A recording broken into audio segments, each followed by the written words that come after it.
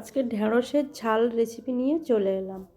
ঠিক এরকম মাখা মাখা আর খুব টেস্টিকর ঢ্যাঁড়সের ঝাল কে কে বানাও? ঢ্যাঁড়স তো অনেক রকমভাবেই বানানো যায়।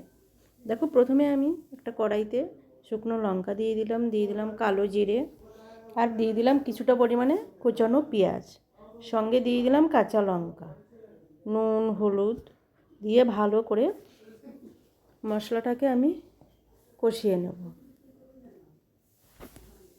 এর ঠিক এইভাবে ঢ্যাঁড়সের ঝাল বানালে খেতে কিন্তু খুব টেস্টি হয়। দিয়ে দিলাম একটা টমেটো কুচো করে, আর দিয়ে দিলাম ধনে জিরে। এবার আমি ঢ্যাঁড়সগুলোকে দিয়ে দেব। এখানে ঢ্যাঁড়সগুলোকে আমি বেশ লম্বা সাইজে কেটে নিয়েছি।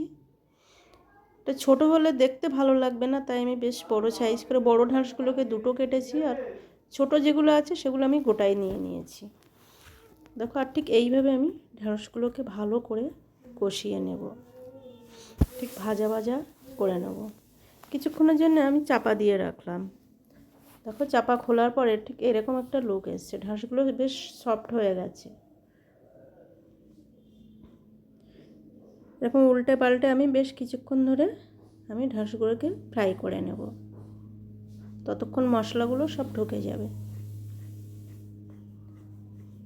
এটা গরম ভাত বা ডালের সাথে, রুটি পরোটা লুচি সব কিছুর সাথেই খাওয়া যাবে। দিয়ে দিলাম ওপর থেকে সামান্য চিনি ছড়িয়ে। চিনিটা অপশন, সবাই নাও দিতে পারে।